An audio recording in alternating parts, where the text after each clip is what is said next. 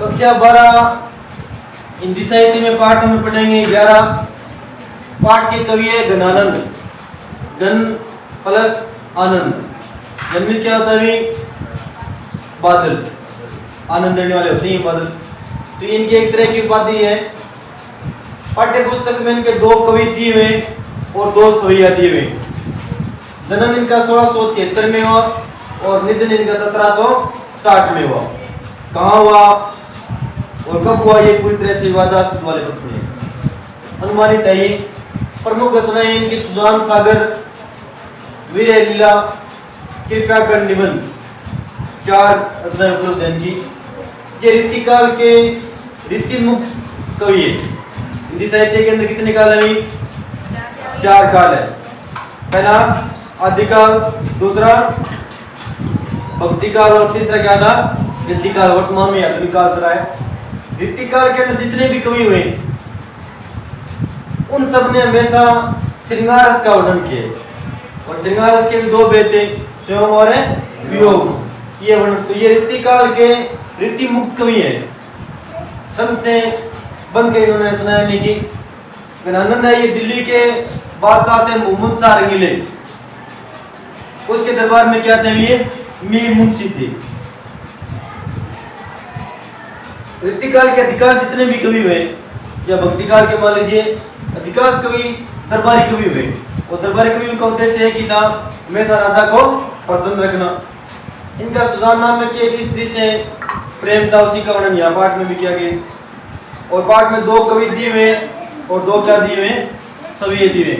और पाठ में देखो घनानंद है, ये किसके दरबार के अंदर मीर मुंशी थे? भी मोहम्मद शाह रंगीले के दरबार में। वहीं दरबार के अंदर एक वेश्या थी जिसका नाम था सुजान, और वैसे सुजान का अर्थ है चतुर। सुजान नाम की कोई वेश्या थी, उससे घनानंद का बड़ा प्रेम था। तो घनानंद तो वहां दरबार के अंदर गाना गाने का काम करते थे, कविताएं गाते थे या गाना गाते थे। और सुजान है वह वहां पर नृत्यांगना थी, नृत्य करने का कार्य करती थी। तो एक दिन राजा ने सुजान को नृत्य करने के लिए कहा, लेकिन उसने इनकार कर दिया। फिर राजा ने कवि घनानंद को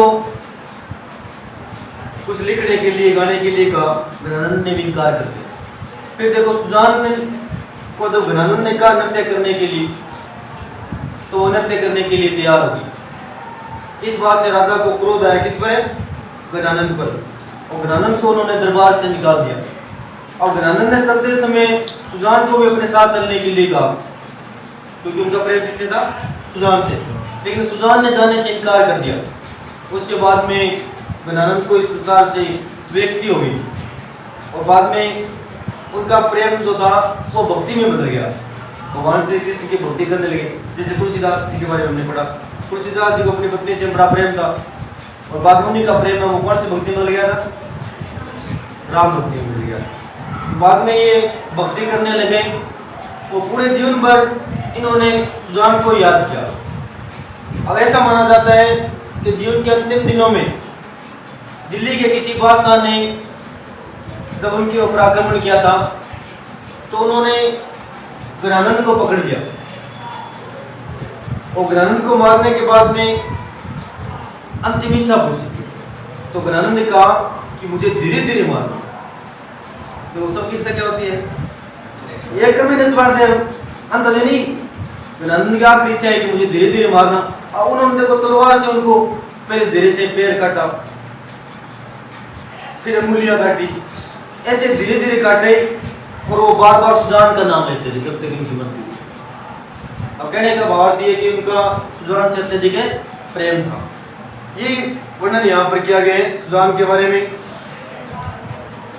चित्र में आपको दिखाया हुआ है, घनानंद दिख रहा होगा सूरदास के समान ही। तो इनका पूरा जो जीवन है उस सुजान के चारों ओर घूमता है। पहले देखो 2 कवि दिए हैं। अब पहला जो ध्यान से है उसके अंदर सुजान के बारे में वियोग श्रृंगार रस का वर्णन किया गया। पूरे पाठ के अंदर वियोग श्रृंगार रस है। बहुत दिनान को अवधि आस पास परे खरे अरबरनी भरे हैं उठी जान को, दिनान माने दिनों का, अवधि माने समय। तो कवि कहता है कि बहुत दिनों का समय हो गया, आसपास कहीं भी दिखाई नहीं देती हो। खेमिस भरे हैं अरबरनी मन में व्याकुलता, उठी जान भी सूख जाएंगी। प्राणों में इतनी व्याकुलता भरी है कि जैसे जान भी हमें उठ जाएगी। किस कारण? सुजान के कारण। तो बहुत दिनों का समय हो गया, वह आसपास कहीं भी दिखाई नहीं देती है, इसलिए प्राणों में इतनी व्याकुलता भरी हुई है कि प्राण भी एक दिन उड़ जाएंगे, अर्थात जान निकल जाएगी। कहीं कहीं आवन था सबीले मन भवन को, गही गही रखती सम्मान को। कहीं कहीं कहने के कारण, सबीले मन सुंदर, मन भावन मन को अच्छा लगने वाला अर्थात है प्रियतम। गही गई मन में पकड़ पकड़ कर, सम्मान मन में सम्मान।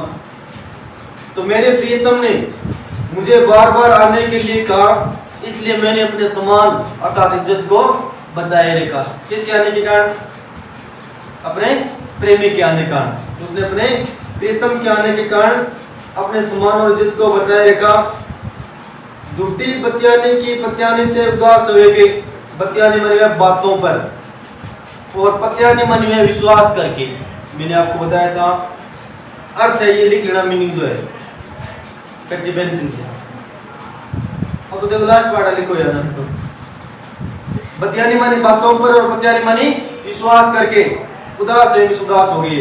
तो वीरणी कहती है कि मैं उसकी झूठी बातों पर विश्वास करके उदास हो गई। अब ना गिरत गन आनंद निदान को, नाम इस नहीं गिरत माने गिरते हैं, गन माने बादल, निदान माने दूर करने को। तो वह कहती है कि अब आनंद को दूर करने वाले बादल भी अब नहीं गिरते हैं, नहीं दिखाई देते हैं। और साथ में वो गन प्लस आनंद नाम भी बन गया आनंद कवि का, ठीक है नहीं। तो वीरणी कहते हैं क्या विरह को दूर करने वाले बादल भी नहीं गिरते हैं।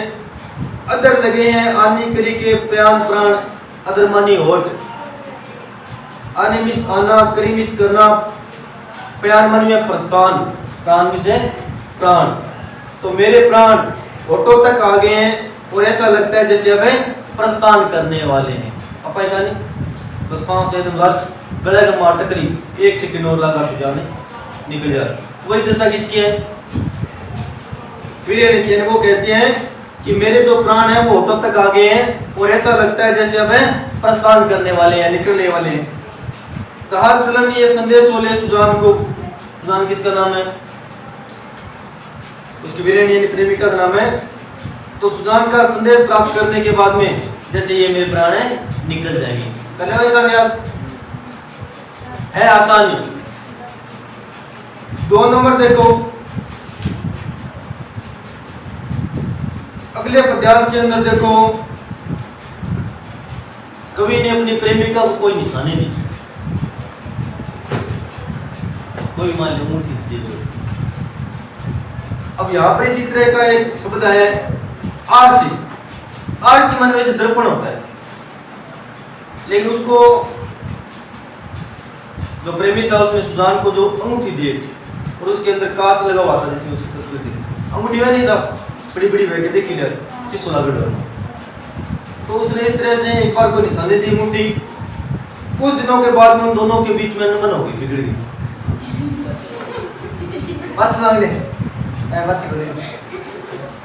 अब बिगड़ने के बाद में देखो दोनों एक दूसरे को बात करना भी चला, लेकिन करे कौन? और आप श्रीमान झगड़ो होने वाले दो लड़का लड़का बीच मान लो झगड़ो होती है। अब दोनों बीच में प्रयास हो रहे हैं कि पहले किसी बोले, हालांकि इच्छा दोनों ने बीच में बोल नहीं, लेकिन पहली बोले वो छोटा मान दिया है नहीं। जो ना बोले वो लास्ट में कह देख मेरे देख तकड़ी बात में बोले वो तो ही बोले पहले दोबारा और नहीं बनता बात आवा है। अब तो आता बनिया तो हमको बेटी और बिगड़ थी।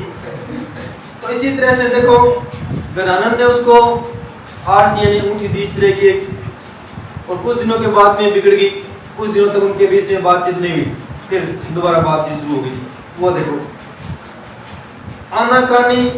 आनाकानी में बात को टालना। आरसी मानी अंगूठी, वैसे आरसी भी दर्पण होता है, याद रखना, ठीक है, शीशा। हरिपो मानी में देखना, क्रोगे विष करना, कोलो मानी कब तक। तो कवि गणानंद कहते हैं कि मेरे द्वारा दी हुई इस अंगूठी को तुम कब तक है देखती रहोगी, और कोई भी निशान नहीं हो चाहिए। मरने के बाद में चाहे को आदमी मर जाए उसके द्वारा कोई निशानी दी हुई, ये कर दो लेडर ज्यादा याद करूंगा, है नहीं? उसने जो अंगूठी दी थी उसको बार बार देख रही है।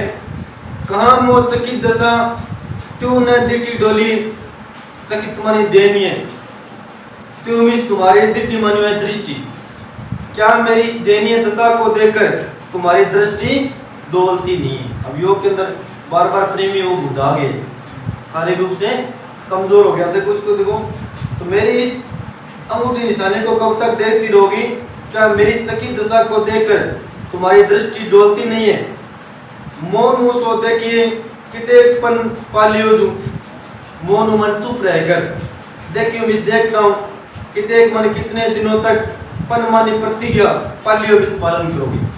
तो मैं देखता हूँ कि इस तरह से मौन रहकर तुम कितने दिनों तक अपनी प्रतिज्ञा का पालन करोगी। कूक बरी मुक्ता बुलाए आप बोलिए, कूक बरी मानिए देनी, मुक्ता मानी धवनी, बाकी जो दिया भाई। तो मेरी दयनीय दशा को देखकर या धवनी को देखकर तुम अपने आप ही बोल जाओगे। ये वर्णन है किसका यहाँ पर? गणानंद का। और आक्षेप किसको किया गया?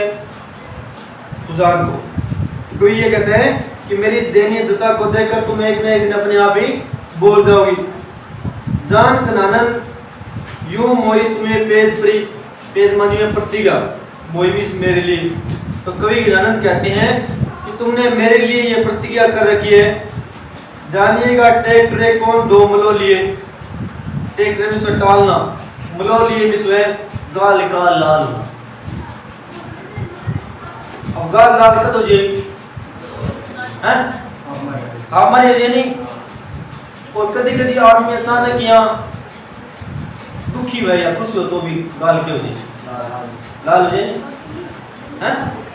वही यहाँ पर देखो, मैं देखता हूँ तुम अपने गालों को कब तक इस तरह से लाल रखोगी।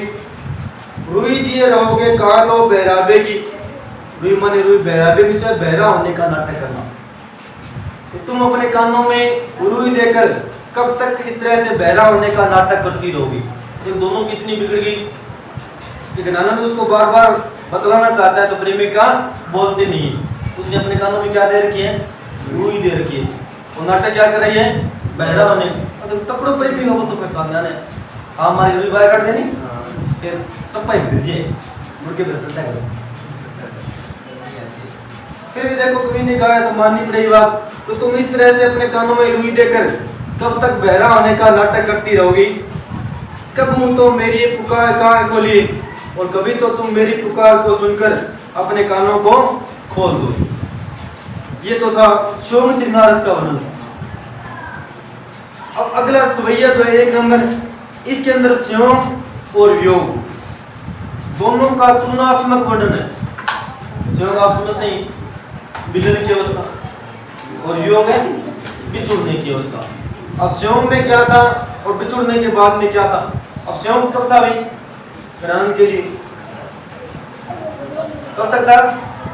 जब तक सुजान और कवि गणानंद दोनों मोहम्मद शाह रंगीले के दरबार में थे तब तक कौन सा रास्ता? शोक श्रृंगार रास्ता। बाद में एक दिन कोई बड़ा कार्यक्रम हुआ, उसमें देखो गणानंद ने गाने से इनकार कर दिया। फिर सुजान ने जब गणानंद को गाने के लिए कहा तो वो गाने के लिए क्या हो गया? तैयार हो गया। अब इसे राजा को क्या हो गई? जलन हुई, क्योंकि वास्तविक वहां का मालिक कौन था? राजा था। अब देखो राजा कोई काम क्यों वो करे ना, कोई वेश्या के बाप काम करते हुए तो राजा फिर आप सोचो कोई बात नहीं, मैं तो छोटे आदमी थी करो करो दरबार के अंदर। नहीं, इस बात से मोहम्मद शाह रंगीले को बड़ा क्रोध आया और उन्होंने उसी समय गणानंद को अपने दरबार से निकाल दिया। अब गणानंद दरबार छोड़कर जब जा रहे थे तब उनको ये विश्वास था कि सुजान है वो उसके साथ चलेगी। अब बाद में देखो गणानंद जाने लगे तो उन्होंने पहले तो सुजान को चलने के लिए कहा, क्योंकि लड़ाई भी किसके कारण हुई? सुजान के कारण। फिर देखो गणानंद ने उसका हाथ पकड़ के खींचा, सुजान ने कहा तेरे को ऐसे बहुत आया बहुत गया दरबार के अंदर। अब बात करने बाद में क्या होगी?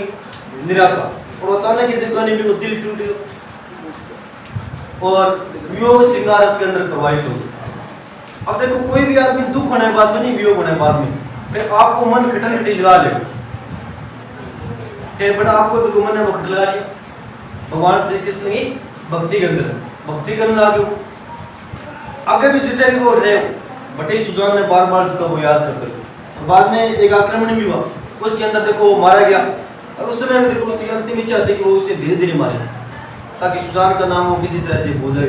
और ये भी बहुत बड़ी बात थी कि उसके टुकड़े टुकड़े करके मारा, फिर भी सुजान का नाम नहीं, तब भयंकर प्रेमी था इस तरह।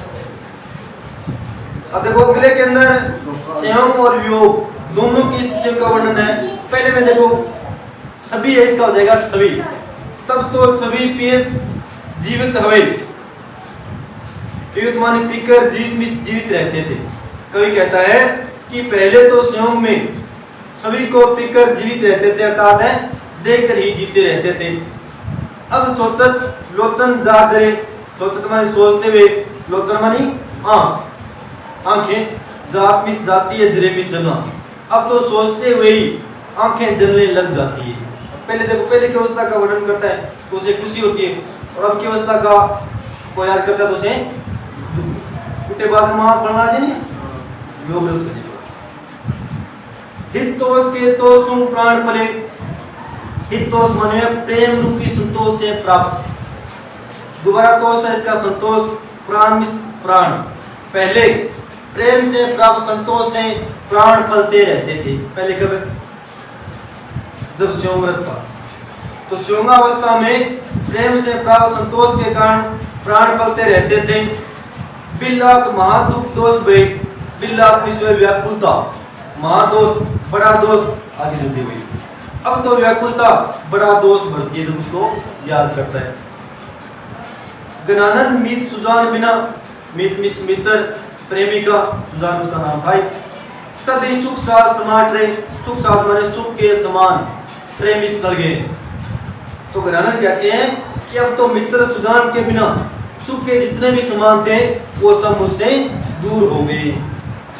तब हार पहाड़ से लागत हुए, हार मान याद होना कौन पहनता है, कुछ पहनते हैं स्त्री, हाँ पहनते हैं गले, तो हार मान हुआ पहाड़। तब तो गले में हार है वह पहाड़ के समान लगता, दोनों मिलते थे उसमें तो हार है वो गले में पहाड़ के समान लगता था। अब आने के बीच पहाड़ परे, आने माने दोनों के बीच पहाड़ परे मिस हो गए। अब तो दोनों के बीच में क्या हो गया, पहाड़ हो गए। पहले तो देखो उनके बीच में इतनी भी दूरी नहीं थी कि हार है वो क्या लगता था पहाड़, और अब दोनों के बीच में क्या हो गया, पहाड़ हो गए। इसके अंदर देखो विशेष में लिखोगे आप, वहाँ ये लिखना है कि इस पदार्थ के अंदर संयोग और वियोग दोनों स्थितियों का तुलनात्मक वर्णन किया गया भाषा पर जाए। अंतिम पदार्थ देखो, अब अगले के अंदर देखो एक बार कवि सुजान ने, प्रेमी सुजान ने